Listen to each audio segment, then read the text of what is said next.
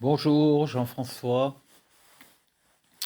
Ah ouais, je voulais vous expliquer un peu le sens de ce qui est pour l'instant un genre de philosophie, mais qui va devenir une réalité de manière totalement naturelle. Alors, avant de vous expliquer les choses, aujourd'hui j'ai fait quelques petits posts pour promouvoir le livre Le réveil des géants. J'en ai mis quelques-unes qui sont un peu humoristiques. L'important, c'est de faire connaître ce que je considère comme étant un socle, quelque chose que j'ai hésité à faire en fait, hein. Je ne voulais pas écrire, je voulais que tout reste souple et ne pas figer les choses. C'est pour ça que tout est totalement ouvert dans ce livre, hein. Il n'y a pas de... je dis mes vérités, mais je considère que chaque personne est assez adulte pour comprendre que ce sont mes vérités et euh, s'il y a des personnes assez idiotes pour croire sur parole tout ce que je dis, eh bien en fait, tant pis pour elles. Et ça m'amène justement à... Alors déjà, ça vous permet, vous, si vous avez par exemple des difficultés à faire comprendre comment vous ressentez les choses, dans ce livre, il y a des principes qui vous permettent de faire passer des messages.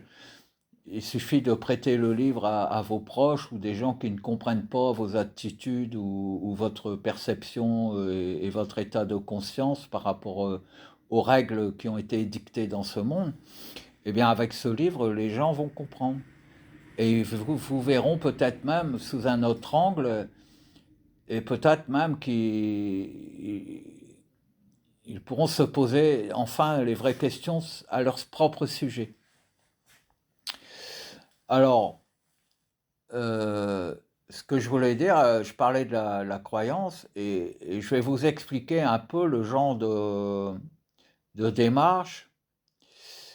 Euh, le travail que je suis en train de faire aujourd'hui, c'est de faire une synthèse non pas sur le dessin d'un nouveau monde, mais qu'est-ce qui est logique? Qu'est-ce qui serait logique pour qu'un monde avec des individus vive en harmonie totale, sans faire le bisounours, mais en étant au contraire efficace pour promouvoir l'évolution de la vie, en fait. Et faire en sorte, comme je l'ai souvent dit, qu'on passe d'une création d'un monde qui est basé sur la souffrance, c'est-à-dire que toute chose est forcée d'être cette chose, tout être humain est forcé d'être ce que le groupe exige de lui, parce que tout le monde a peur d'être contaminé par les idées qu'on appelle déviantes aujourd'hui, mais qui sont en fait des idées naturelles. Il est naturel de dire que sur Terre, normalement, on aurait un moyen de vivre sans contrainte. Alors, dans le monde actuel, c'est sûr que si on dit qu'il faut travailler pour vivre, travailler, c'est une contrainte. Ça peut devenir un plaisir, mais le plaisir de travailler, ça n'est qu'un succès d'année par rapport au fait qu'on ne puisse pas faire exactement de chaque heure de notre vie ce que on veut faire. Aller travailler, se contraindre à aller travailler, c'est une contrainte. Vous allez me dire, il faut manger pour vivre. Et si on trouvait un monde dans lequel il ne soit plus obligé de manger, par exemple? Alors, sans aller jusque-là, je vous donne un peu l'un des postes que j'ai mis, et je pense que ce poste-là peut en faire bondir certains. La première règle d'un monde parfait, c'est la suivante. Chacun est libre de mentir, mais celui qui le croit est condamnable et il est impardonnable. On dirait que ça n'a pas de sens, mais en fait ça a un sens naturel. Tout de suite, prenez la génétique. la génétique humaine n'a pas évolué depuis des centaines ou des milliers d'années, d'après ce qu'on nous explique. Parce que avant que je naisse, je ne sais pas comment le monde était avant que je naisse. On me dit mon père avait tel âge, ma mère avait tel âge, il est issu de telle famille et ma mère de telle famille. Qu'est-ce que j'en sais? Si le monde entier s'est ligué pour me mentir, comment pourrais-je savoir si ce qu'on me dit sur ma mère et mon père est vrai? Je n'aurai jamais la certitude. Eh bien, en fait, la génétique fonctionne de la même manière. Imaginez une espèce qui est en cours d'évolution. Tous les individus de l'espèce ne vont pas expérimenter la même chose, ils ne vont pas vivre tout à fait dans les mêmes conditions. Certains devront privilégier le fait d'aller chercher de l'eau parce qu'ils vivent loin des points d'eau. D'autres devront au contraire se protéger de l'humidité parce qu'ils vivent près des points d'eau. Et ces deux animaux de la même espèce vont en fait engendrer une génétique qui va tendre à s'adapter au milieu dans lequel elle vit. Je cite toujours les gazelles qui sont dans une savane où les herbes sont hautes. Ces gazelles vont avoir des pattes qui vont s'allonger et une tête et un cou qui va s'allonger. Le jour où l'herbe n'est plus là et qu'il faut qu'ils mangent dans les arbres, leurs pattes vont s'allonger encore plus et leur cou va s'allonger encore plus et ça deviendra des girafes. Si par contre elles sont dans un milieu où l'herbe est abondante mais qu'elle est au ras du sol, leur cou va se rétrécir et leurs pattes vont se rétrécir. Tout est une question d'adaptation au milieu. Si on force une gazelle à avoir des petites pattes, ça va lui faire mal, ça va la faire souffrir. Et ça ne sera pas justifié parce que si on la met à un endroit où elle doit manger dans les arbres, elle va souffrir et elle sera dépendante du singe qui ira casser les branches pour lui donner à manger. Et là, on arrive à l'humanité. Parce que l'humanité étant consciente, elle a bloqué certains systèmes évolutifs et donc elle a bridé elle-même son ADN. Et maintenant, nous sommes en grande souffrance, en fait. L'être humain est un être en grande souffrance. Et si personne ne peut mentir aux autres génétiquement, c'est-à-dire si personne ne peut être différent des autres, tout le système reste inerte. La tradition sert à ça. Si on dit tu dois respecter les traditions, et que les traditions datent d'il y a 1000 ans où les conditions de vie étaient différentes, eh bien en fait on souffre à respecter la tradition et en plus on ne peut pas explorer d'autres pistes traditionnelles ou mettre en place une nouvelle vie qui dans 100 ans sera une tradition mais qui aujourd'hui est une nouveauté. Et donc il faut pouvoir mentir, il faut avoir le droit de mentir. Il faut avoir le droit de dire mon ADN souffre, mon corps souffre, donc j'ai envie qu'il mute vers autre chose. Donc mon ADN va changer, mais pour que j'ai le droit de changer comme j'en ai envie, il faut que je n'impacte pas des personnes qui ont envie de changer dans les conditions inverses des miennes ou de ne pas changer. Donc va se créer autour de vous ce que j'appelle une bulle Éden, c'est-à-dire une poche temporelle qui vous appartient. Et au sein de cette poche temporelle, vous pourrez devenir tout ce que vous souhaitez. Et votre ADN pourra migrer sans qu'il engendre de virus pour les autres personnes.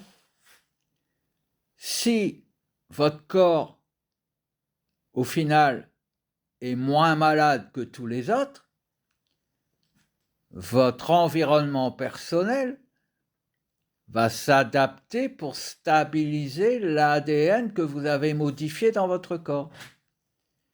Et cet environnement qui va être généré par rayonnement de votre propre intelligence génétique, n'est autre que la source de vie. Mais au lieu d'être emprisonnée, elle vient vous accompagner dans votre démarche de grandir génétiquement, et elle va connecter sa mère, c'est-à-dire la source cosmique, qui ne peut être que l'environnement, mais qui ne peut pas être un être vivant.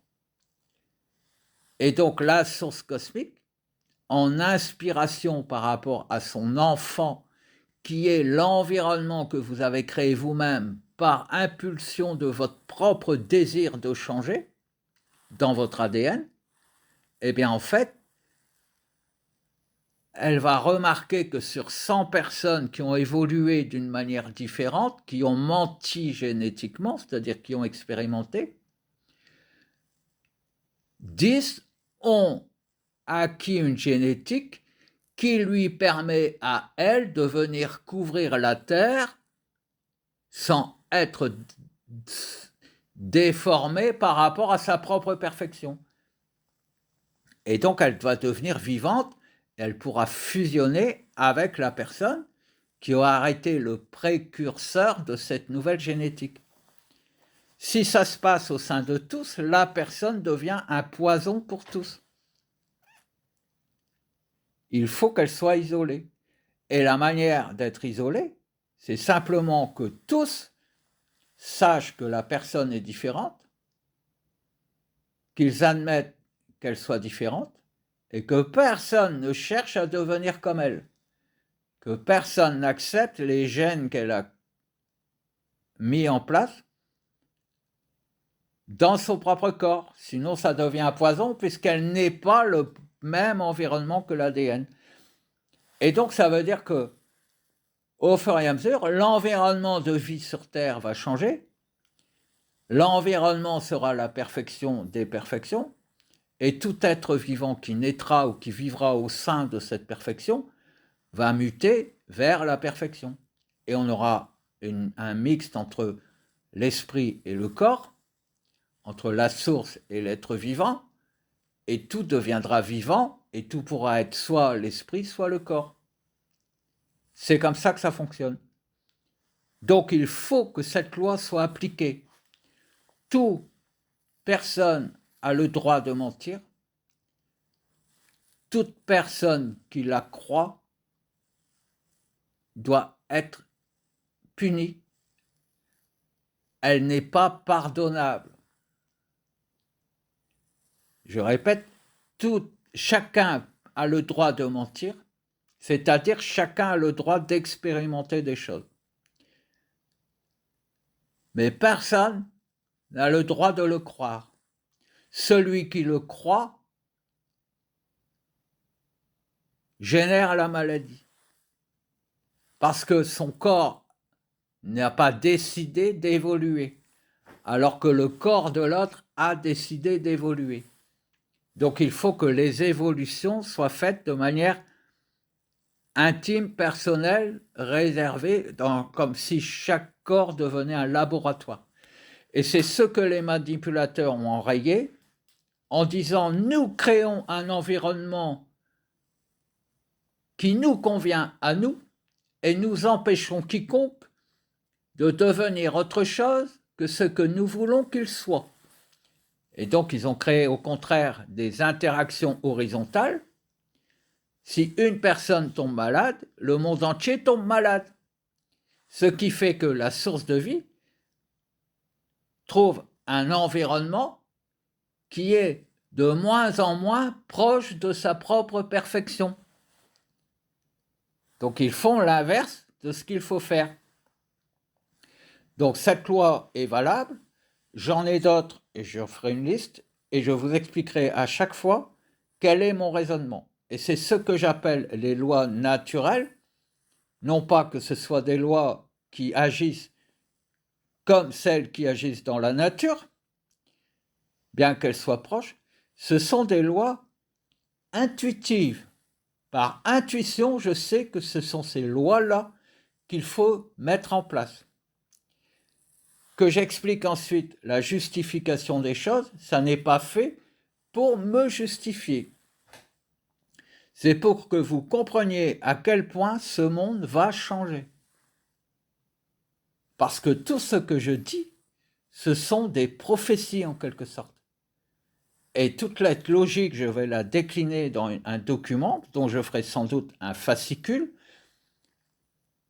Et je sais qu'il va révolutionner la manière de penser de l'humanité.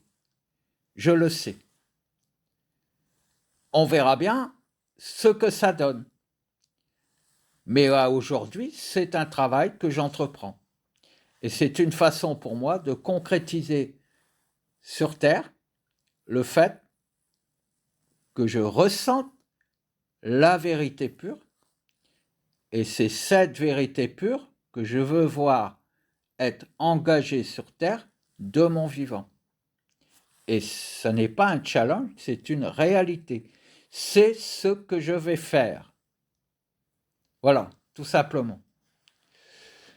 Et je n'aurai même pas à diffuser ou à imposer quoi que ce soit à quiconque si je suis dans la vérité et que je permets, par ces lois naturelles, de faire en sorte que la perfection puisse générer le monde de la perfection qui lui convient, le monde entier n'aura plus d'autre choix que de devenir cette perfection.